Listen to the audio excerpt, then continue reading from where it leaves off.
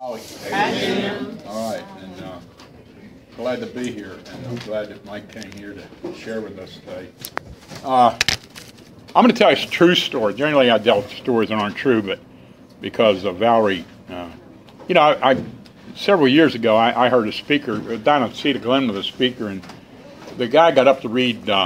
He got up to read how it works, and what he tried to do, he tried to read how it works without looking at it.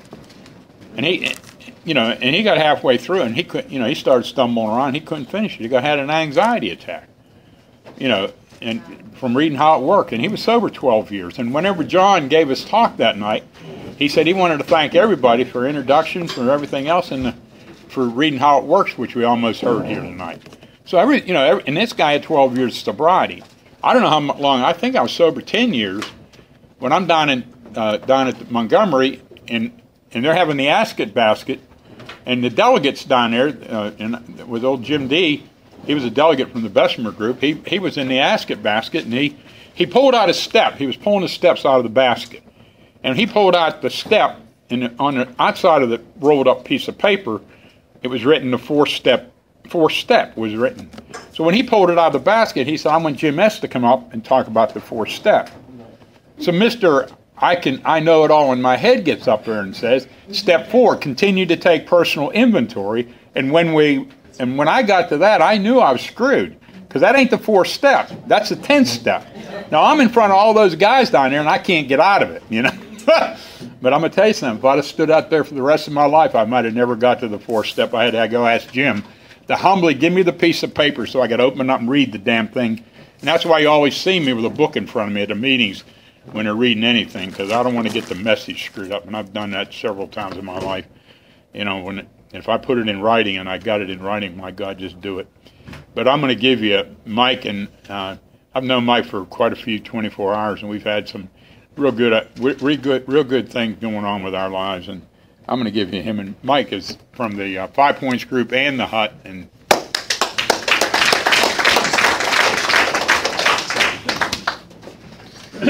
no, it is true. They did a study. They asked like a bunch of people a long time ago, thousands of people, what are you most afraid of? And you know what they said? The first thing, the most afraid of was speaking in front of people, in front of dying, which was number 2. People are more afraid of speaking in front of people than they are dying. So it's okay to be a little nervous, especially getting up here to read. I mean, I don't read much anymore. I mean, I did a lot of that early on. I don't read much anymore. I think that it's a good opportunity for folks to feel like they get involved in the spirit of rotation. Old-timers turn things over to newcomers, whether it be trusted service positions and things. But even when I do read still today, I still get a little afraid. I'm trying to be real careful because I might mispronounce a word. And it's like, oh, no, because they're going to think I'm stupid or something, But it can happen. It can happen. And it's okay to be afraid to share. But what I tell people, whether it be in a meeting or whether it's going to be their first time to speak, the first thing is nobody knows your story better than you. And see, confidence allays some of that fear. It helps with some of that fear. It also helps to talk about steps you've actually worked if you're going to share. I think that's important. Getting into experience and out of theory is important. My father did a lot of things early on, but required me to do early on in life that I didn't particularly like. One of them was he made me go to this group when I was 16 years old, 16, 17, called Toastmasters. He made me go there. There was these old men there. They had suits on. He made me go. And it was a place where you're supposed to learn how to public speak and all the intricacies of all of that. And he made me go there. And he said, someday you'll be glad you went. And I'm not sure that day has come, but it has helped me with a little bit of my fears. So I'm very comfortable in front of a bunch of people. I got no problem with it at all. As a matter of fact, probably the more I get going, the more animated I may get. I don't like being chained to this thing. I like walking around. But, when I think about, like last week, we talked about a lot of things, and I was sitting here. What I'm going to try to do is not dupe up on some things, because if you dupe up, you can lose your punch in what you said before. Everybody's, oh, I've heard that before. But I've been trying to cover in my mind what we covered. What we talked about was we opened the little red book, and we talked about what a wonderful resource that was. How many people were here last week? Was it last week I was here? Okay, so we got about 60 or 70% of the people were here. We talked about what a wonderful resource that little red book is right there, because it is such a one-stop shopping for somebody who's really interested in the program, because not only does it have the first 164 pages, it has the original manuscript and the index in the back where you can look up words and tells you what page they're on. And everything that I've learned about the book came from studying the little red book. So it is a very, very important thing, and we're very lucky to have those. And we're very lucky that the Fellowship House is open-minded enough to allow us to have those. Not just because they're so affordable, but because they have so much packed into one little place. Because so many people, they'll come out of treatment with their big book, and their notebooks, and you can spot them when they come in meetings because they're bringing their notebook like they're at school. Of course, that's going to fall off in about a week. And then they'll start carrying their big book. But then you find that carrying the big one gets a little cumbersome. You say, man, I hate toting something, and you start feeling like you're looking like a student, so you don't bring that anymore either.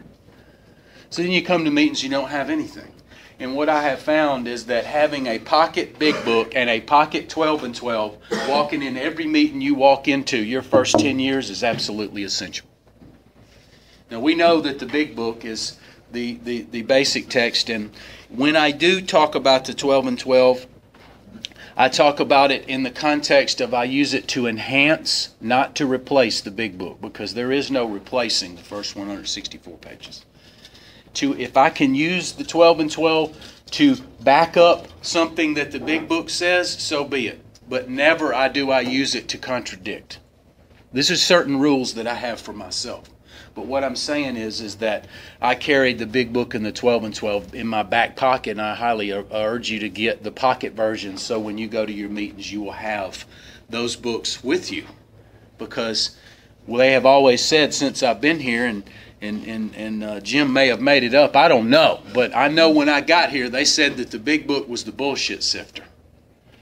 That if you listen in a meeting and you hear somebody say something, if it's not in the book, then you don't have to listen to it. So I think that's real important. And how are you going to know whether it's in the book? Because you done brought one to the meeting and you done checked it out. Especially if somebody says, page so-and-so says. You go right to that page and see what it says. Because a lot of times we can take things out of context, and one word can change the entire meaning of something. And what I have found, to me, is so exciting about studying the book, for me, in my experience. And what I'm talking about now is my recovery experience. I mean, I might get into a war story, but what I have found is that if you haven't been to many talks yet, which, here we are, so obviously you haven't been to many because you haven't been here long.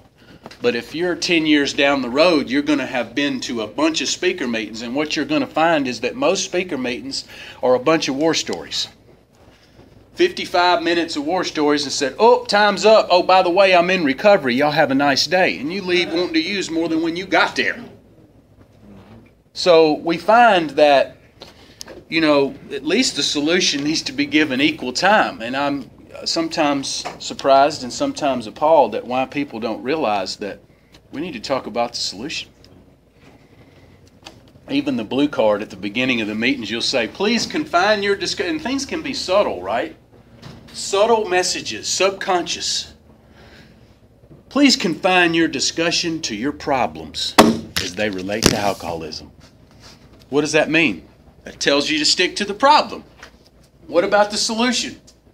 Please confine your discussion to the problems and solutions as they relate to alcoholism, because we have a solution. We have found a solution that absolutely works. You know, when I got to thinking about these promises, it says something here at the beginning of at the end of this promises, and you know, we are trained as good AA soldiers to do what we're taught, right? So we go in a meeting, and when they say, are these extravagant promises, what does everybody say? Now, it happens to be written here, but let's take a look at what that is. And let's take a look at where we are. We're at the Fellowship House. We're at a place where it's a transitional place. It's a treatment center. I don't know what exactly the right term would be, but it's a place where we just came from somewhere we definitely are just now seeing we don't want to go back to. And we have been removed from alcohol and drugs. In total, I'm going to presuppose that nobody's high in here, because I would find that highly offensive and disrespectful. So everybody in here is totally sober off of everything. Thank goodness. Life is good. God is good. So we come in here and we've been taken off the sauce, so to speak, this solid and liquid alcohol. We talked about a little bit about that last week. You know, everybody's got something that they like, right? And I can't cover all the things. But I can tell you this, if I was to try to do something else, my mind would say, yeah, I like this, all right, but I remember what, and it's so when the book talks about the only thing we have to suggest is entire abstinence, it's very important. And it was written before it was time, really, because today it could not be more important, right? Because there's so many things now that wasn't there when the book was written, and there's so many things now that wasn't there when I quit using. I mean, I told you a little bit about it, but you know, you had to cook up some shit before, and now they just sell it already cooked up or whatever. I mean, things have changed, but I have no desire to go back. But let's talk about these promises that they read. It says, "Are these extravagant promises?" And then it says, "This is great." It says, "We think not." Who's the we? Well, unfortunately, that's not true, is it? Because the we that he was talking about was the first 100 people that said they had recovered from a seemingly hopeless state of mind and body. So there you have 100 people who have already recovered, who have already worked the steps. And they're saying, are these extravagant promises? We think not. But would it be okay for somebody in this room who just got off the sauce, who hasn't worked the steps yet, would it be okay for them to say, those promises are extravagant? Well, hell yeah. Can you imagine getting that shit anywhere but where that I got it from the dope? So in fact of the matter, when we say, we think not, I said, wait a minute, when I got here, those sounded fairly extravagant. But I stayed in lockstep with everybody else and said, we think not. So I'm just giving a little food for thought about how at some point in my life in recovery, I'm going to be asked to think for myself, and I'm going to be asked to ask myself certain important questions. And it's the answer that I come up with within myself that's important. Not what I say out loud because I know that you want to hear it. See? Because I've been a people pleaser all my life. And I'll tell you what I know that you want to hear at the expense of telling the truth. So in the beginning, if I've just gotten off the sauce and I just come in here and I have not worked any steps, these promises that they tell me will happen from working this set of principles that I begin to hear about, they sound very extravagant. But that's okay. Because you're going to have people who have been here for a while who will say, I understand and I once felt as you feel, that these sounded extremely extravagant, but now I'm one of the we. because I can honestly say, we think not. Not just because everybody else in the room says, we think not. You feel me? There's a difference between feeling it and saying it. There's a difference between singing it and bringing it. There's a difference between talking about it in a room for 1 hour and living it for the other 23. See, what we find as we go on our AA journey, that there is a big difference between talking and doing. So today I can honestly say, we think not, because I'm one of the we, right? Now we know there's more than 100. We know there's more than 101. Here's 100. We know there's more than 102. We know there's 1,000,002, right? There's 10 million. But there are a lot of people who have worked the steps. But there's also a lot that are continuing to come in that are new, that may in fact feel these are extravagant. Now, I'm not saying go to your meetings. Trust me, no, don't misquote me on this. I am not saying go to the meeting and the next time somebody reads the promises, they say, are these extravagant promises? Don't stand up and go, fuck yeah, they're extravagant. I highly urge you don't do that. I highly urge you to do what everybody else does, because the intention is there, is to say, you know what, there's a way out. But the whole reason that I talked about that was if you find yourself saying things just because everybody else is saying it, how do you really feel? And eventually in the program, as we move on in the steps, we will be asked to ask ourselves, what do I think about this? Because even our book in Agnostics, it talks about, please don't let any prejudice you may have about spiritual terms keep you from asking yourself what they mean to you. And that's exactly what I'm talking about. I need to ask myself what these things mean to me. You know, I'm going to ease on into some things about me, which is really what I'm designed here to do. Now, if I was up here supposed to lead a big book study or supposed to talk about the 12 traditions and every story underneath and the underpinnings and all the old players, I could do that for 4 hours. If I was to talk about going through the book, every single step and every connection between pages where things are defined and mentioned and all that, I could do that for 4 hours. But what I'm here to talk about is talk about a little bit about me and let you believe that I have, well, I should say this carefully.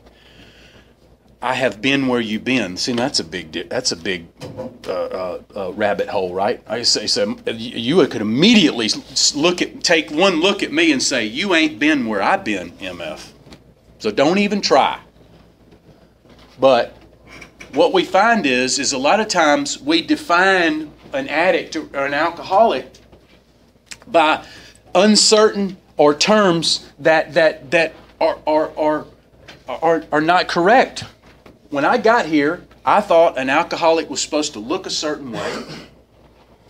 I thought whether or not I was an alcoholic or an addict meant that how much trouble I got in, or how far down the scale I had gone, or whether or not I'd smoked up a car. Okay, now I have tipped up a car and smoked up a BMW all the way to the bumper. Now let's just be clear. There may be somebody else in here. We talked about last week how I heard my stereo say, "Sell me." Okay? But that's not what makes me an addict, whether I've heard my stereo say, "Sell me." See, we can get caught up into these things and we can judge people based on, well, man, he just don't look like he's come from the same street I have. And then you factor in, you start hearing these people talk about their stories. And as time goes on, you say, I remember the last time dude talked about the story, he said he lost 2 families. Now he said he lost 3. We get into one-upmanship in here. We try to get the I've been down as far award, you know, and we want to one-up each other on the bad stories, thinking that qualifies us to be a good, self-respecting addict, you know, or an alcoholic. But the thing about it is it means nothing about all of that. I don't want to come up here and try to brag anything, because let me tell you something. Just like in the 12 and 12 talks about, we wrote these steps to help raise the bottom for people like me and many of you, to save me the last 10 or 15 years of hard drinking. That's what this whole program is designed to do. Not wait till you're damn near dead. What about life? What about living? Let's have some of that. You know, I mean, if we had to wait till we're like my dog that's sitting at home, and I swear, you know, I got a dog. I'm going to have to take her to the vet when I get done here, and I'm going to have to, you know, so I'm going to lose my dog today, you know. I shouldn't have mentioned it. I shouldn't have mentioned it because it upsets me. Anybody that tells you that life in recovery is just going to be absolutely perfect, it's not going to be true.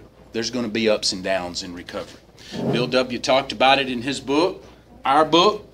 There'll be certain trials and low spots ahead. On 117 in the Wives, he talks about it again. He said, there'll be ups and downs.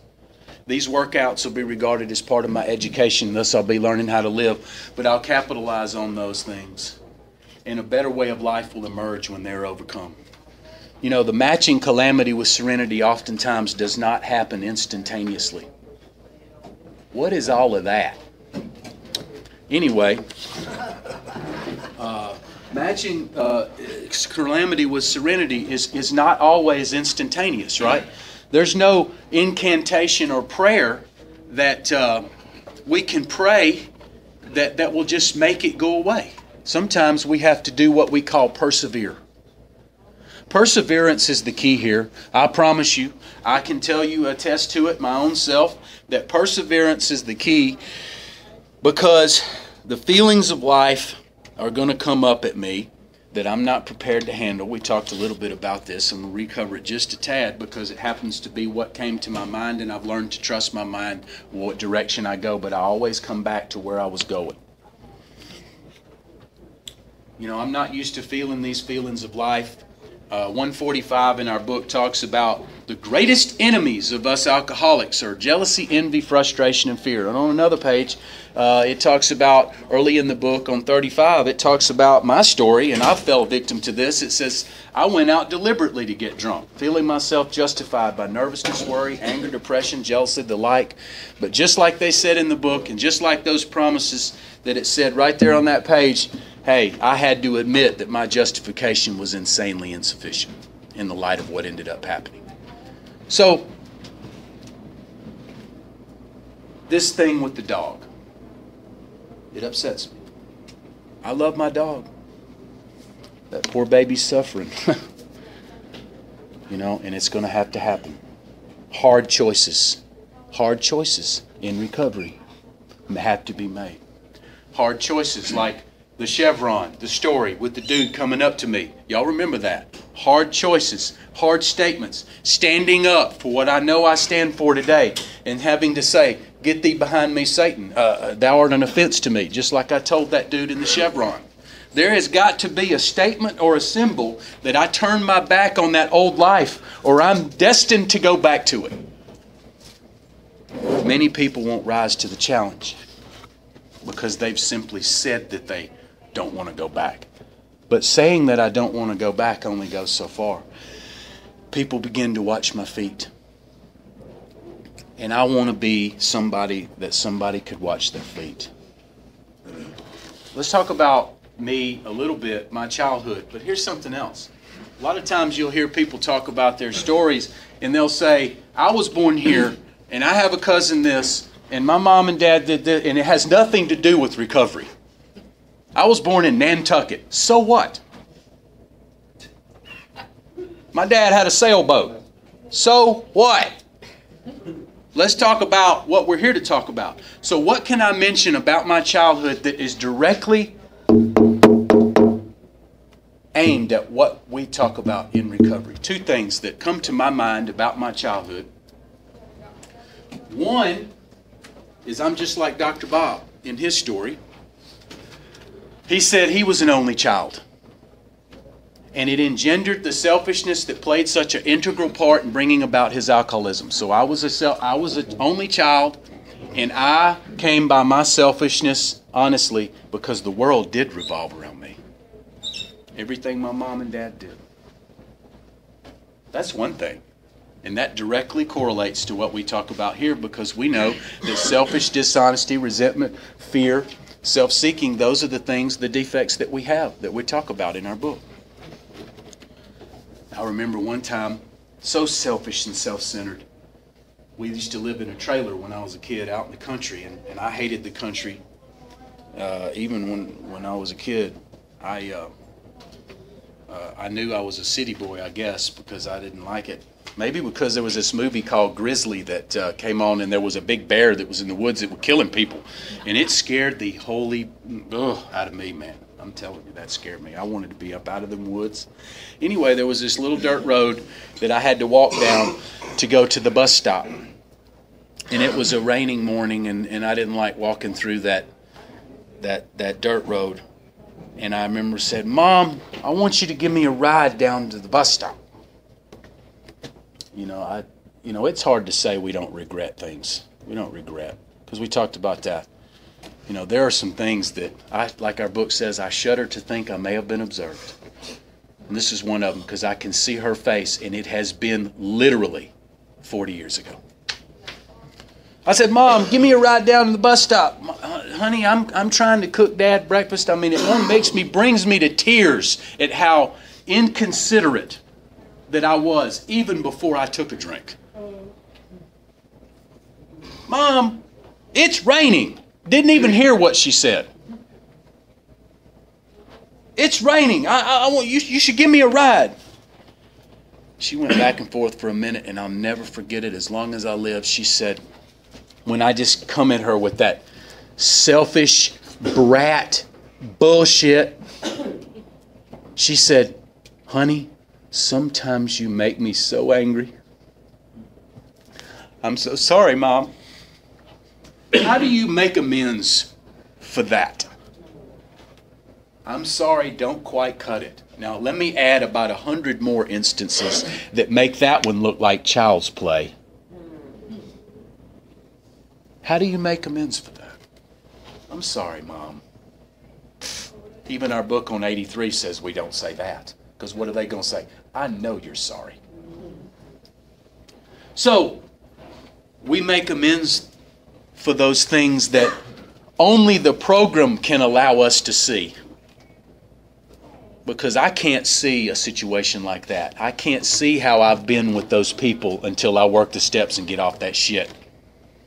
And then I start seeing, it's true, I've been that tornado like it talks about on 82. I have been roaring through people's lives.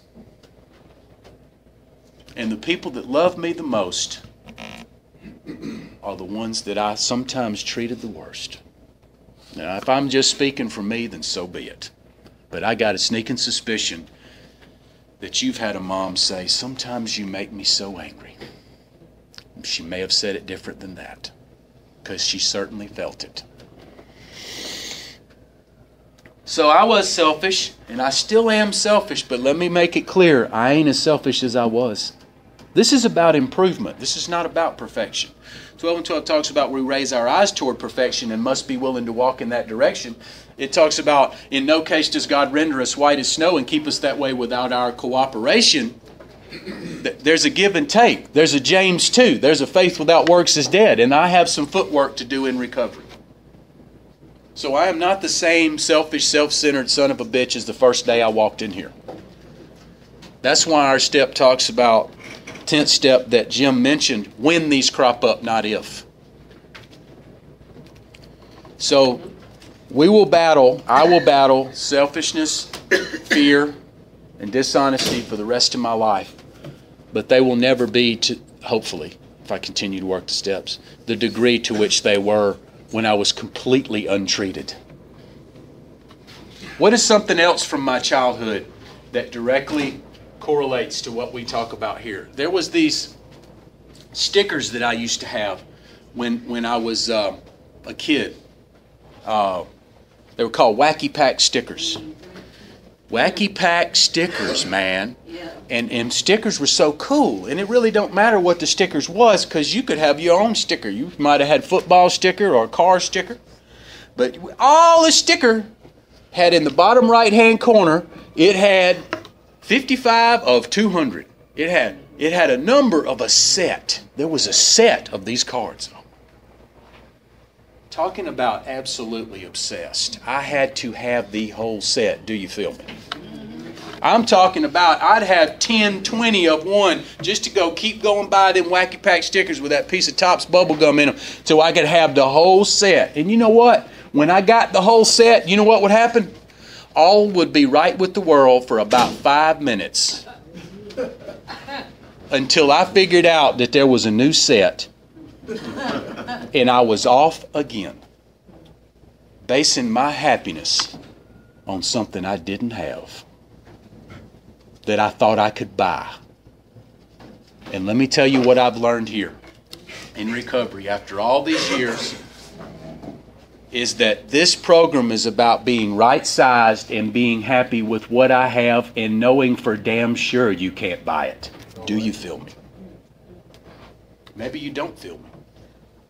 This is where I'm at. I know where I'm at. I shouldn't even say that. I'm telling you that's the fact. And if you stick around, you will feel me. You will feel me. If you stick around, you will know that this cannot be bought. Plenty of people trying to sell it. Oh, I was an addict for 10 years and now I'm not. Homie's out there. You know where he's at. You know who he is. And he is full of shit. Charging 50 grand. You'll hear about him next week. He's done run over some little girl in a DUI. There was some chick years ago that was running MAD. You know what MAD is? Mothers Against Drunk Driving. It came out when I was younger. She was going out like the Washingtonians before the Oxford group used to get on the corner and talk about alcohol and she's just the devil and just coming down on anybody that would drink. And I swear, I'm standing here.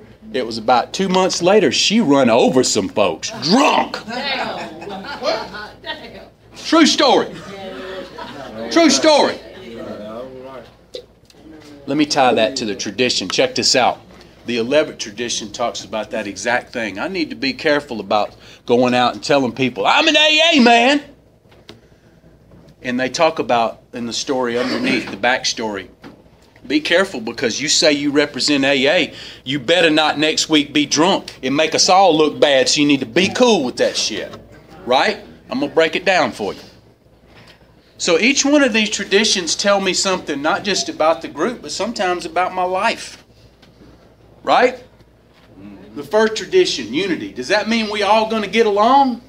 Man, I hate to break it to you. That ain't going to happen. You can't even get 5 alcoholics to decide where they want to go eat after a meeting. What does it mean? It means unity of purpose. They talk about it in 5, don't they? The 5th tradition, primary purpose. 6, diverted from our purpose. It's all the unity of purpose. And what's the purpose? The purpose is that we agree that we've got 12 steps as the way out of this ditch that I've been in. And many people have different ways out. Some people, especially these days, is better living through chemistry. Oh, I ain't studying the 12 steps. I'm on Suboxone. What's up? What? Who you talking to? Who you talking to? Plenty of people buying what plenty of people are selling. And I'm telling you, the only thing I found at work is absolutely free. That's what I was talking about. Why did I tell the story about the stickers? Because it is absolutely crucial that I see that I had an addictive personality before I ever took a drink. I was addicted to them stickers. I was gripped by selfishness. Came by it honestly. Who cares? Who cares if you came by it honestly, Mike? What, you going to use that as a cop-out? Oh, I was an only child, so it's cool if I'm selfish and make my mom cry. Now, that's some BS. Don't even try it. Plenty of people try it. Principle for 4 personalities, that statement, they want to turn it on its ear and say, hey, principles for personalities means I acting a fool and you got to be cool with it. That ain't what principles for personalities means. See, we're cunning, baffling, and powerful off the sauce. We can twist some shit up and justify something to myself. You give me 2 minutes, I'll have you believing why I deserve that $200 I stole from you. We are so clever. I'm so clever I fooled myself for years. You know, I talk about early on in this talk, I feel like I haven't said much, but I know I've said a lot. Because what it is about communication.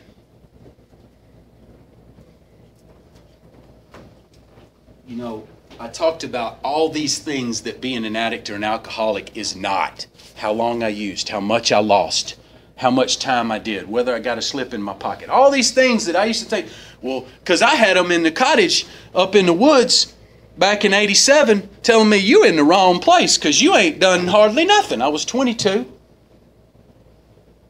And they about convinced me. Till I realized that it don't mean nothing, none of that stuff that I was using there. We got a book on page 44. And it's so funny that there used to be a pamphlet called 44 Questions. And the only thing about that pamphlet that means anything is the number 44, whereas the page were the only 2 questions that mean anything. 2 questions. Shuck the drama, Mike. 2 questions. Have you honestly tried to quit and meant it? I sang the Alcoholics National Anthem, I'll never do it again. I sang it, and I went back. I drank again. Do I have any singers in the house? Who likes karaoke? And we did this last week, and not many people raise their hand. And it's okay. But the thing about it is once I look at it honestly, I have to admit that I have tried to quit for good and meant it and used again. Otherwise, I wouldn't be in this place. Well, so everything was cool. Let me just go hang out at the fellowship house for a month? No, it's a great place. God-inspired place. God-fearing people running it. But nobody comes here because nothing's wrong. So I have tried to quit for good and meant it and used behind it. Proved to myself that I sang the Alcoholics National Anthem. I'll never do it again. And I can't stay stopped. That's what that page talks about. I can't stay stopped. What's the second question? The second question is truth about me. There's a physical part of me that sets me apart from these people, like the doctor says, is a distinct entity. It sets me apart. I'm talking about them people that would leave that beer half unfinished in the bar, and I'm running around behind them trying to finish it. When I'm up and everybody else is asleep and I got 3 beers left and I can't even enjoy them because I'm thinking about where I'm getting the next 6-pack because I know I'm gripped by the craving. I ain't fixing to stop at no 3 beers or 3 rocks or 3 pebbles because I got some new Nike kicks on my feet and I know for a fact they'll give me a bag of crumbs for them bad boys. Even if I have to walk home barefoot. What? I couldn't even enjoy what I had because the craving was so strong that I learned I had to look ahead. I ain't got enough gas to go back because I done been back and forth 5 times getting one tall boy trying to make myself think I'm just getting one. And then I remember that night I said, man, I better go on down there to the Western and get me a 12-pack and dollar up because I ain't got enough gas to keep doing this foolishness. Let's get for real, Mike. Go get the 12-pack. Quit bullshitting yourself. Now, I can say, do you feel me on that one? But just those momentary realizations weren't enough to make me quit. Just like Bill in the story. Hey, I saw the truth. I was through for good. Even my wife said I meant business. What's the next sentence? Shortly afterward, I came home drunk. Look at it. Homie was laughing at the gin mills, he said. He said fear sobered him for a bit. But then came that day, or that woman, or that phone call, those feelings of life, the greatest enemies that I wasn't prepared for. And there I went again. And that's why I was talking about last week, we got a little red book, because, you know, this truly is a red letter program. We talked about that. We talked about how you can try to get somebody to act right because you threaten them. You don't act right, you're going to burn you at the stake or drown you like Noah. But those threats don't act long. And I don't like the way it feels when somebody threatens me to make me act right. But here's the good news. That ain't what this program is. This program is about I want to act right because of the good things I get. That's why I don't have to drink anymore. That's why I can see that there can be a lifetime of this way of life.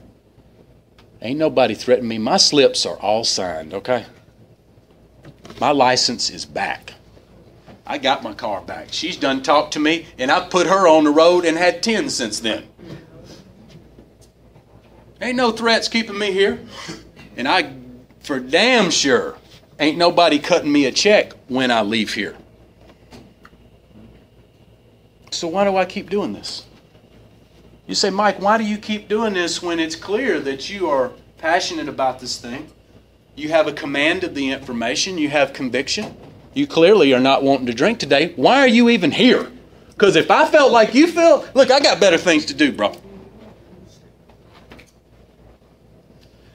You know, I don't like cutting that insurance check every month to Allstate. Not a scratch on none of my cars. But you know, it's that promise, right? It's that promise. It's on the back of that little insurance card. It's got a 1-800 number, don't it? It's a promise that will be there for you in that wet ass hour. And you will be in good hands. Do you feel me? It's the promise that I keep doing this even though I don't think today I need it. Because the certain trial and low spot may come up and I want to be in good hands. Because I don't want to go hawk my Nike kicks for a bag of crumbs. I don't want to smoke up my BMW in one hit. I don't want to make my mom feel the way I made her feel that day at the bus stop. I need to keep the door of the past open. I'm not talking about walking back through it. I'm talking about keeping it open to keep me fresh about what I can be if I let things get crazy and sideways again. But the promise is always there of what it can be if I continue to do this way of life. And I can be one of the we, right? And those promises do not have to be extravagant anymore. Although they may once have been so. Now, I would not claim to you that I have every single one of these promises every single day. You'd know I'd be a liar because there's ups and downs, and we have good days and bad days.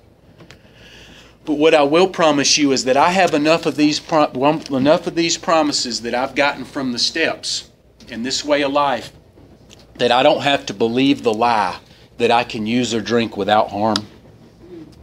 I don't have to believe the lie that I need to look to drugs and alcohol to give me that new freedom and a new happiness that I used to think I had to.